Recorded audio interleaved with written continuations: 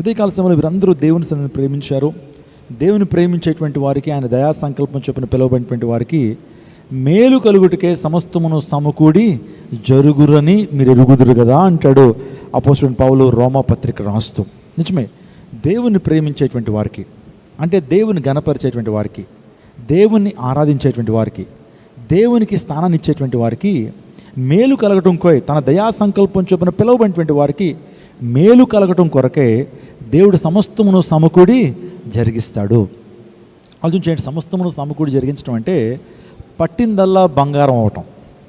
నువ్వు లోపలికి వస్తున్నప్పుడు దీవించబడతావు, బయటికి వెళ్తున్నప్పుడు దీవించబడతావు. నీ జీవితంలో సమకూడి జరగబడటం అంటే అన్ని కార్యాల్లో, కేవలం ఒక్క ఫీల్డ్లో కాదు, కేవలం ఒక్క అంశంలో కాదు నువ్వు దీవించబడటం, అన్ని విషయాల్లో నువ్వేం చేయబడతావు? దీవించబడతావు. అబ్రహాము గురించి, అబ్రహాం అన్ని విషయాల్లో ఆశీర్వదించబడిన దేవుని లేఖనం సెలవిస్తూ ఉంది. నువ్వు అన్ని విషయాల్లో దీవించబడాలంటే దేవుని ఘనపరిచే వ్యక్తిగా ఉండాలి. దేవుని సముఖమున నీవు ఆయన ఘనపరిచేటువంటి వ్యక్తిగా, ఆయనకి మొదటి స్థానం ఇచ్చేటువంటి వ్యక్తిగా ఉన్నప్పుడు అన్నీ సమకూడి జరుగుతాయి. ఏ టైంకి ఏది ప్రభువు నీకు అనుగ్రహించాలో దాన్ని అనుగ్రహిస్తాడు. దేవుడు నిన్ను దీవిస్తాడు, ఆశీర్దిస్తాడు, తలగా ప్రభువు ఉంచుతాడు. నీ ఉద్దేశాలని దేవుడు సఫలం చేస్తాడు. నీ మనోభిష్టాన్ని దేవుడు ఏం చేస్తాడు? సఫలం చేస్తాడు. నీ యత్నములను దేవుడు సఫలపరుస్తాడు. నీ పనుల భారాన్నంతా కూడా ఆయన తీసుకుని నీకు పని భారం రాకుండా దేవాదేవుడు గొప్ప దీవెనను, ఆశీర్వాదాన్ని ప్రభువు నీకు అనుగ్రహిస్తాడు. దేవుని లేఖనాల్లోంచి కొన్ని శ్రేష్టమైన విషయాలు మనం ధ్యానం చేద్దాం. ఈ రోజున నీ పరుగు, నా పరుగు ఎటువైపు ఉంది? ఎటువైపు మనం పరుగులు తీస్తే మనం దీవించబడతాం? ఏ ప్రాంతాల్లో నివసిస్తే మనం దీవించబడతాం? ఏ అనుభవాలతో మనం జీవిస్తే దేవుని నుంచి ఆశీర్వాదం పొందుకుంటాం అటువంటి విషయాన్ని మీతో మాట్లాడడానికి ఇష్టపడుతున్నాను. దేవుని వాగ్దానాలు చాలా స్పష్టమైనవి. దేవుని వాగ్దానాలు ఎప్పుడు కూడా గతించిపోవు. ఆయన వాగ్దానం చేసి వాగ్దానాన్ని మీరడు. దేవుని వాగ్దానాలు నిత్యమైనవి. దేవుని వాగ్దానాలు అవి స్థిరమైనటువంటి విషయాన్ని మీకు జ్ఞాపకం చేస్తున్నాను. కాబట్టి వాగ్దానం చేయటం మాత్రమే కాకుండా వాగ్దానాలను దేవుడు నెరవేరుస్తాడు. నీ జీవితంలో దేవుడు అనేకమైన వాగ్దానాలు ప్రభు చేస్తున్నాడు. వాటిని నెరవేర్పును కూడా నీ జీవితంలో తీసుకొస్తాడు. అందును బట్టి తగిన కాలం మీద దేవుడిని హెచ్చిస్తాడనేటువంటి ఆ ఆలోచనతో, ప్రభు సందులో ఓపికతో, అదే రీతిగా సహనంతో కనిపెడుతూ దేవుని కార్యాల కొరకు ఎదురు చూడాలి. నేను ఈరోజు ఒక ప్రత్యేకమైన అంశాన్ని మీ ముందు తీసుకురావాలని ఆశపడుతున్నాను.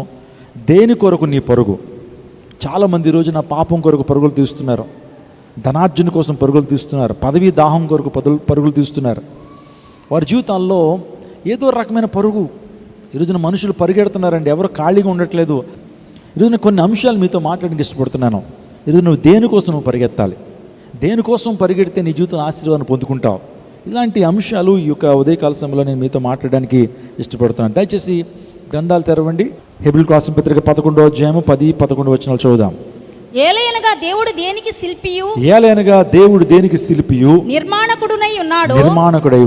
పునాదులు గల ఆ పట్టణము కొరకు, పునాదులు గల ఆ పట్టణం కొరకు అబ్రహాము ఎదురు చూచుచుండెను. విశ్వాసమును బట్టి సారాయు వాగ్దానము చేసిన వాడు నమ్మదగిన వాడని ఎంచుకొనెను గనుక తన వయసు గతించినదైనను గర్భము ధరించుటకు శక్తి పొందెను.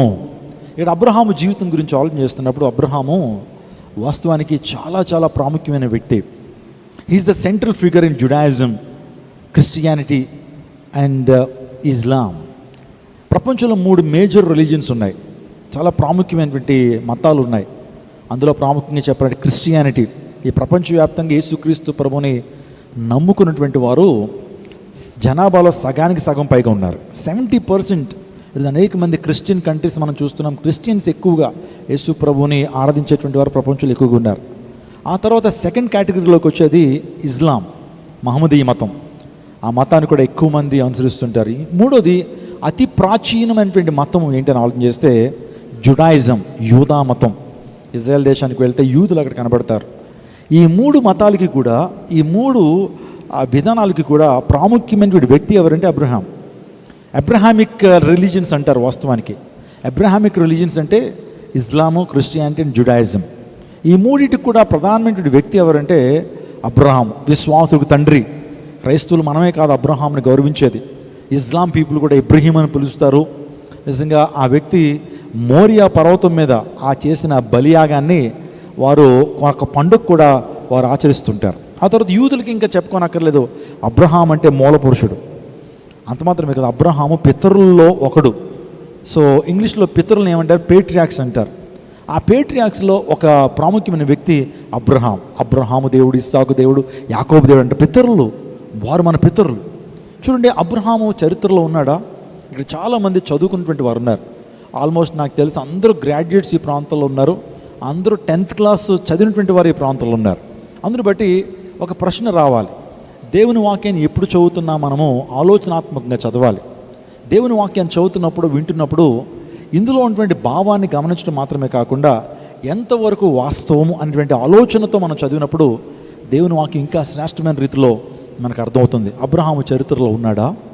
Is Abraham in the history? Abraham నిజంగా చరిత్రలో ఉన్నాడా, లేకపోతే అబ్రహాము ఒక కల్పిత పాత్ర? అబ్రహాము కొంతమంది ఊహల్లోంచి వచ్చిన కల్పిత పాత్ర, లేకపోతే పురాణ పురుషుడా, లేకపోతే చరిత్ర పురుషుడా? అబ్రహాం నిజంగా ఉన్నాడా అనే ఆలోచన మనకు ఖచ్చితంగా వచ్చినప్పుడే మనం రీసెర్చ్ ప్రారంభిస్తాం.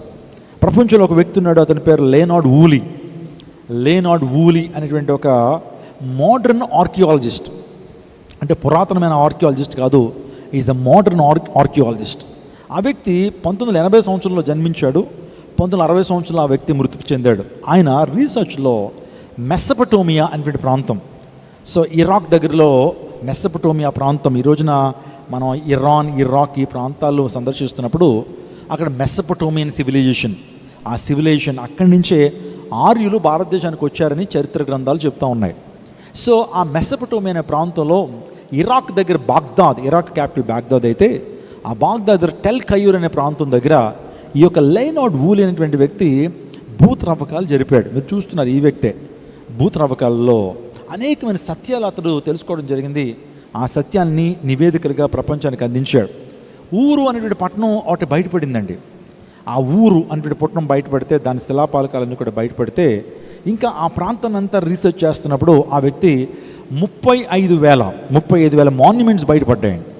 35,000 మాన్యుమెంట్స్ బయటపడ్డాయి. అంత మాత్రమే కాదు, ఆ యొక్క ప్రాంతంలో 60,000 మంది ధనవంతులు ఉన్నట్లుగా, ఎక్కువగా వారు అంత ధనాన్ని ఎలా కూడబెట్టారంటే ఆ వ్యక్తి చెప్తున్నాడు, నైలు నది మీద వారు వ్యాపారాలు చేసేవారట.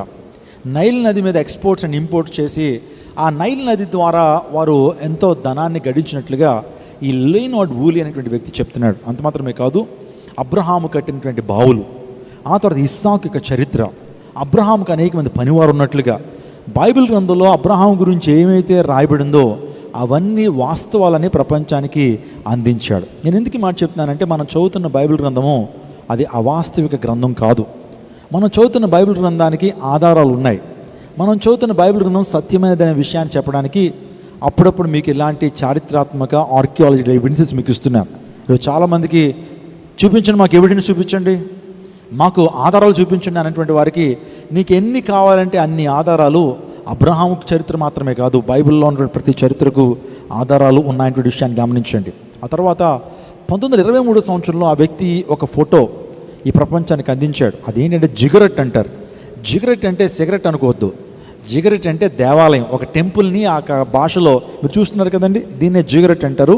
The ziggurat at Ur was first excavated by British archaeologist Woolley in 1923. మీరు చూస్తున్నారు కదండి. సో ఇది ఒక టెంపుల్ అనమాట. ఇది బయటపడింది భూత్రవ్వకాల్లో. దీన్ని జిగరెట్ అనేవారు, అంటే ఇది ఒక టెంపుల్ అనమాట.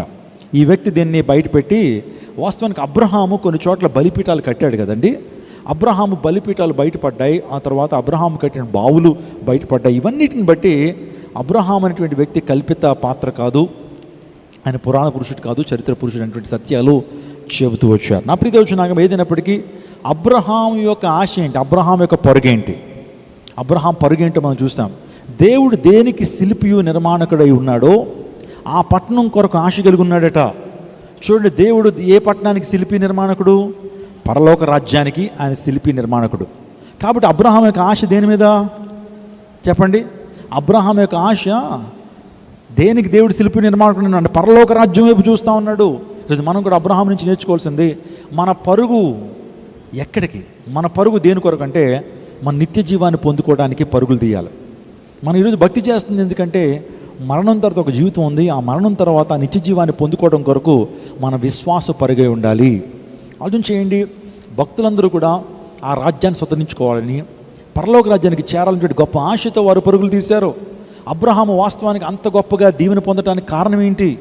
అబ్రహాము భూ సంబంధమైన ఆశీర్వాదాలతో నింపబడ్డాడు, పర సంబంధమైన ఆశీర్వాదాలతో నింపబడ్డాడు. సంగమా, 2 రకాల ఆశీర్వాదాలు ఉన్నాయి. ఒకటి ఎర్త్లీ బ్లెస్సింగ్స్ అంటారు, భూ సంబంధమైన ఆశీర్వాదాలు. రెండోది పర సంబంధమైన ఆశీర్వాదాలు. అందరి బట్టే ఎఫెసీయులకు రాసిన పత్రిక మనం చూస్తాం, పర సంబంధమైన ఆశీర్వాదాలతో ప్రభు మనల్ని దీవిస్తున్నాడని ఎఫెసీయులకు రాసిన పత్రిక 1వ అధ్యాయంలో మనం చదువుతాం. నా ప్రియ దేవుజనాగమా, ఈ యొక్క ఉదయకాల సమయంలో పర సంబంధమైన ఆశీర్వాదాలు అంటే ఏంటి, భూ సంబంధమైన ఆశీర్వాదాలు అంటే ఏంటి? భూ సంబంధమైన ఆశీర్వాదాలు అంటే ఈ లోకంలో మనము ఆ ధనాన్ని కోరుకుంటాం, ఉద్యోగాన్ని కోరుకుంటాం, బిడ్డలను కోరుకుంటాం. ఆ తర్వాత భూ సంబంధంగా దీవించబడాలి, అభివృద్ధి చెందాలని కోరుకుంటాం. ఒక పదవి కావచ్చు, ఒక ఖ్యాతి కావచ్చు, లేకపోతే ఒక ఉద్యోగం కావచ్చు, నీ జీవితంలో ధనము కావచ్చు, బంగారం కావచ్చు, వెండి సిరి సంపదలు కావచ్చు, స్థలాలు, భూములు, ఇవన్నీ కూడా భూ సంబంధమైన ఆశీర్వాదాలు. అయితే పరసంబంధమైన ఆశీర్వాదాలు అంటే మొదటగా పరసంబంధమైన ఆశీర్వాదాల్లో దేవుడు తన రాజ్యాన్ని, దేవుడు తన యొక్క నిత్య జీవాన్ని నీకు అనుగ్రహిస్తాడు. అంత మాత్రమే కాదు, ఈ భూలోకంలో బ్రతుకుతున్నప్పుడు కూడా పరసంబంధమైన ఆశీర్వాదాలు అంటే ఆత్మఫలం ఫలించటం, ఆత్మవరాలతో నింపబడటం, పరలోక రాజ్యంలో స్థానాన్ని పొందుకోవటం, పరలోక రాజ్యంలో కిరీటాలు పొందుకోవటం, పరలోక రాజ్యంలో దేవాదేవుడు గొప్ప ఆశీర్వాదాలతో నింపబడటం అనేది అది పరసంబంధమైన ఆశీర్వాదాలకి అది సాదృశ్యంగా ఉంది. ఇప్పుడు చెప్పండి, నా క్వశ్చన్ ఏంటంటే, ఏది ప్రాముఖ్యం? పరసంబంధమైన ఆశీర్వాదం ప్రాముఖ్యమా, భూ సంబంధమైన ఆశీర్వాదం ప్రాముఖ్యమా? లేకపోతే కొంతమంది 2 ప్రాముఖ్యం అన్నటువంటి వారు కూడా ఉంటారు. చూడండి, ఒక మాట నేను చెప్పనండి, నువ్వు భూ సంబంధమైన ఆశీర్వాదాలతో నువ్వు నింపబడాలి అంటే, నువ్వు ఏదైతే ఈ భూమి మీద నువ్వు కోరుకుంటున్నావో ఆ కోరిక తీర్చబడాలంటే నువ్వు పరసంబంధమైన ఆశీర్వాదాల కొరకు వెంపర్లాడాలి, పరసంబంధమైన ఆశీర్వాదాల కొరకు పరుగులు తీయాలి. అబ్రహాముని దేవుడు 2 రకాలుగా దీవించాడు, పరసంబంధంగా దీవించాడు, భూ సంబంధంగా కూడా దేవుడు దీవించాడు. అబ్రహాముకి అనేక మంది దాసదాసీలు ఉన్నారట, ఒంటెలు ఉన్నాయి, గొర్రెలు ఉన్నాయి, మేకలు ఉన్నాయి. ఆ తర్వాత తన ఇంటిన పుట్టినటువంటి వారు అనేక మంది సైనికులుగా, ఇంట్లో పనిచేసేటువంటి వారు గొప్ప సైన్యంగా అబ్రహాముకు ఉన్నారు. అబ్రహాం బహుగా దీవించబడ్డాడు. అన్ని విషయాల్లో అబ్రహాముని దేవుడు దీవించాడనంటే అబ్రహాం మొదట దేన్ని కాన్సన్ట్రేట్ చేశాడు, మొదట దేనికి ప్రయారిటీ ఇచ్చాడంటే దేవుడు దేనికి శిల్పి నిర్మాణకుడు ఉన్నాడో ఆ పట్టణం కొరకు ఆశ పెట్టుకున్నాడు. ఈరోజున సీక్రెట్ ఏంటంటే, నువ్వు పరసంబంధమైన ఆశీర్వాదాల కోసం నువ్వు పరుగులు తీసినప్పుడు భూ సంబంధమైన ప్రతి ఆశీర్వాదాన్ని ప్రభు నెరవేరుస్తాడు. అక్కడ ప్రభు మత్తయి సువార్త 6:33లో చెప్పిన మాట ఇదే, మొదట నా రాజ్యం, నా నీతిని వెదుకుడి, అప్పుడు మీకు అవన్నీ అనుగ్రహించబడును. First seek my kingdom and my righteousness, then all things shall be added unto you. మొదట నా రాజ్యాన్ని, నీతిని వెదకండి, అప్పుడు మీకు అవన్నీ అనుగ్రహించబడును.